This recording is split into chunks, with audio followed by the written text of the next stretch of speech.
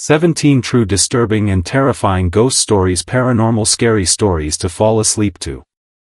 Good evening, my fellow seekers of the unknown, and welcome to a chilling journey into the shadows.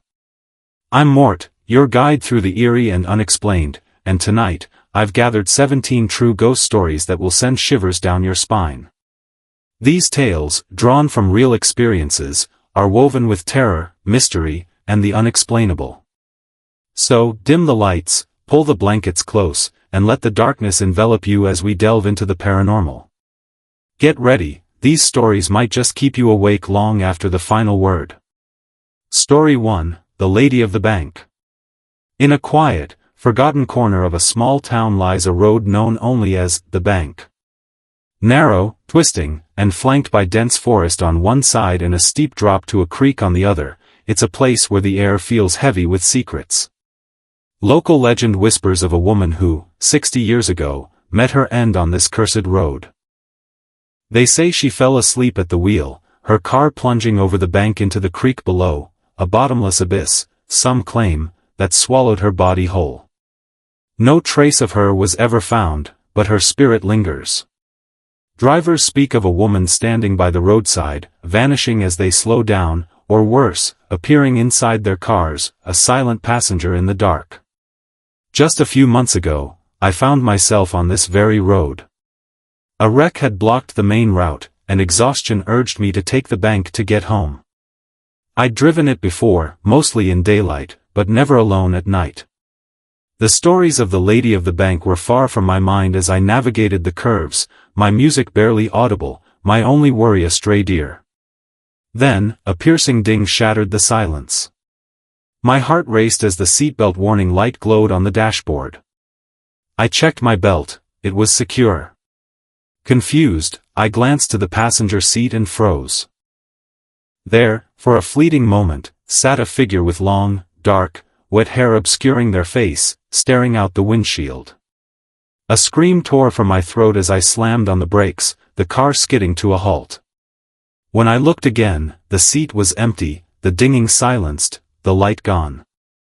I floored the gas, dear forgotten, and made it home, my heart pounding with an anxiety that lingered for days.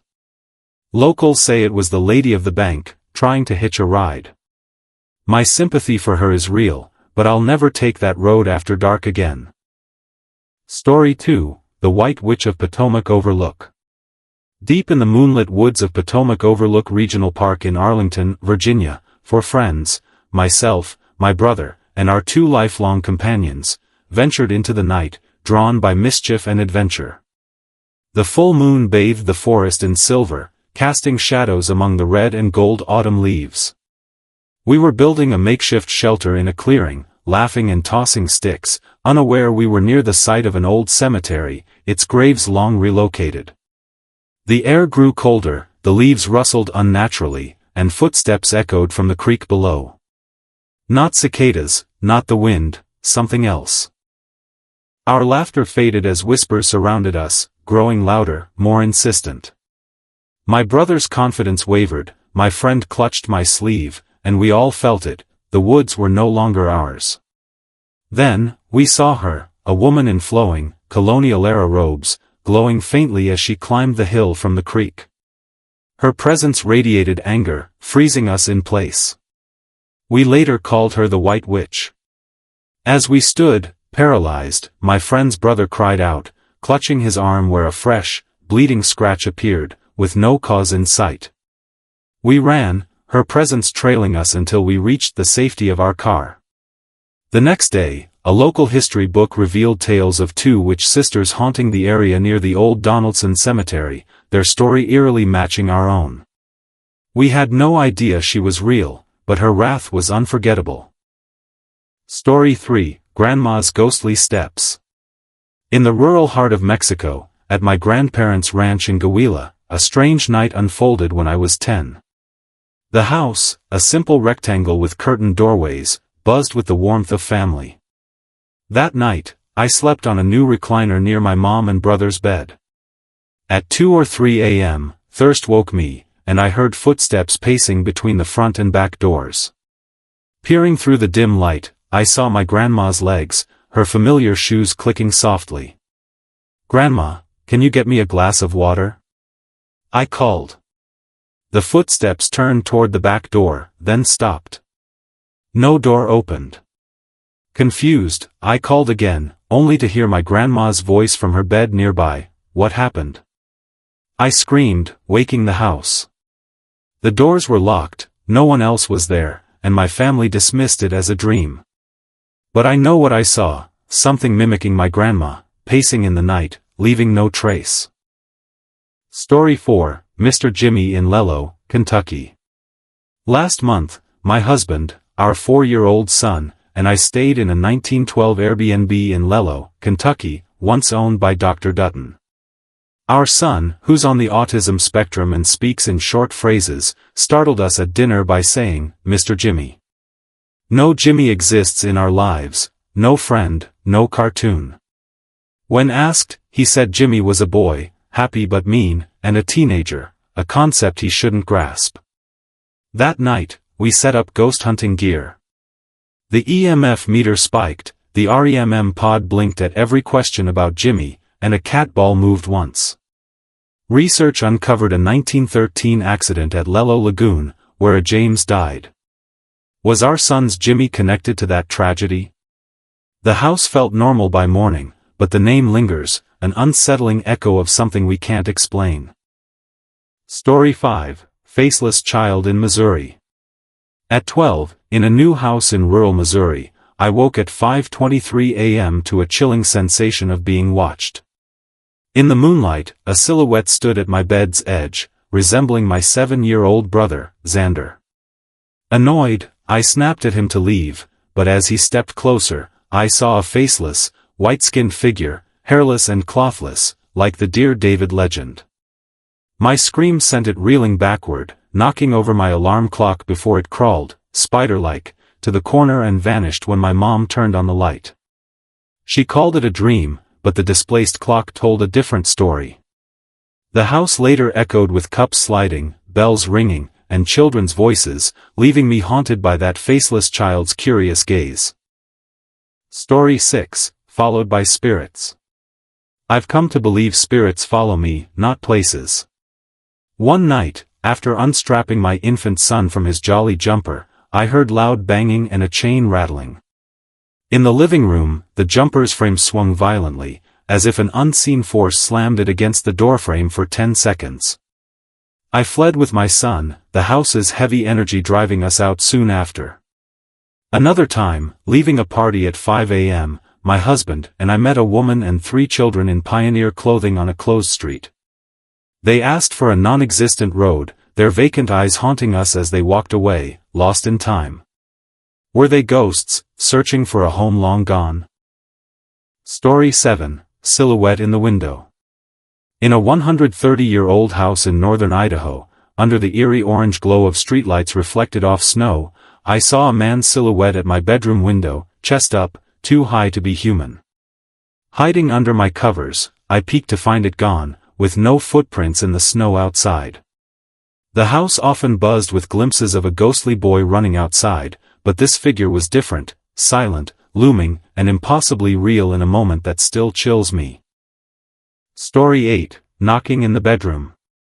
At 15, sharing a room with my brother, we heard a human-like knock on our window. Dismissing it as wind, we froze when it happened again. Nothing was outside. The next night, the knocking came from my bed frame, relentless and unexplainable. Our parents heard it too, and a YouTube prayer stopped it. A torn trash bag with bones piled out hinted at something supernatural, perhaps a djinn, as some believe, though a raccoon could explain it. The mystery lingers, unsettling and unresolved. Story 9, Kerosene Heater Warning. In our mountain home, with power out and freezing nights closing in, my husband planned to use an old kerosene heater. Using a pendulum and letterboard, I contacted our household spirits. The pendulum spun wildly, spelling danger, fire, heater, broken leak. We checked and found a fuel leak that could have sparked a blaze. Shutting it down saved us, leaving me grateful for our phantom friend's urgent warning, a moment too clear to dismiss. Story 10, Haunted Forever Home.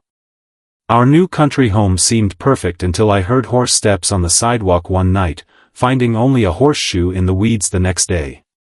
Later, I heard my sisters crying in their room, only to learn they refused to sleep there, claiming little girls kept them awake. My skeptical father, mid-prayer one night, was found mumbling, head down, as if held by an unseen force. My stepmom woke him, and we moved soon after, never returning to that haunted house. Story 11, Mom's Teenage Apparition. My mom, living in a house haunted by a friendly old man's spirit, saw something new, an apparition of her 16-year-old self, drifting calmly past the living room doorway. Unlike the usual footsteps or misplaced objects, this felt personal, separate from the resident spirit. She's shaken, wondering if it's a doppelganger, a time slip, or tied to the house's energy.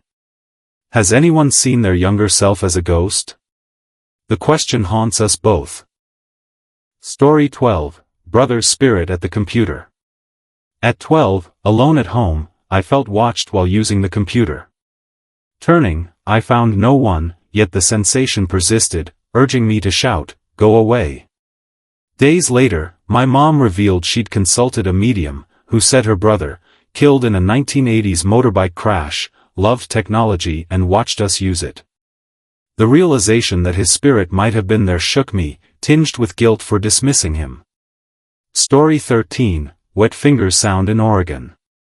In a cramped Oak Grove, Oregon apartment from 1989 to 2001, my family heard a strange sound whenever someone was in the bathroom, wet fingers sliding on glass.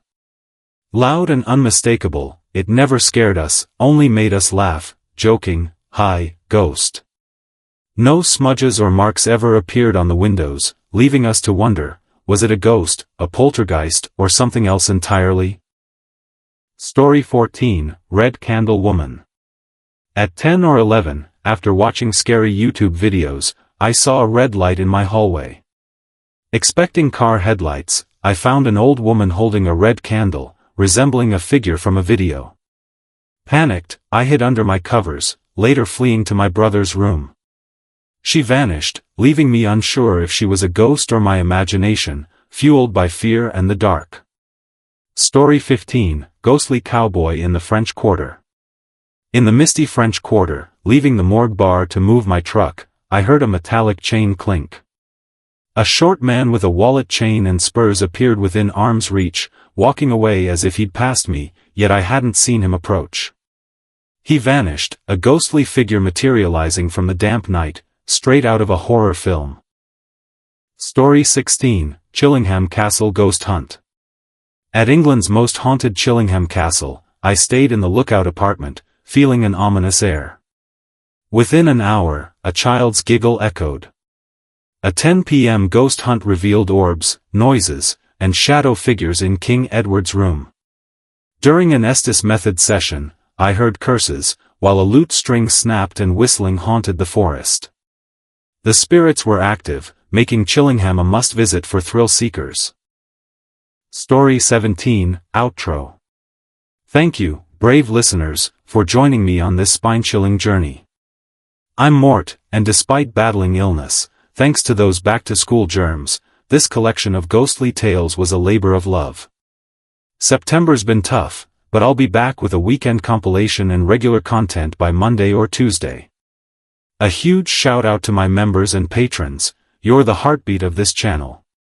If you want to join them, check the description for cool extras. Until next time, stay awesome, stay curious, and sleep tight, if you dare. Good night.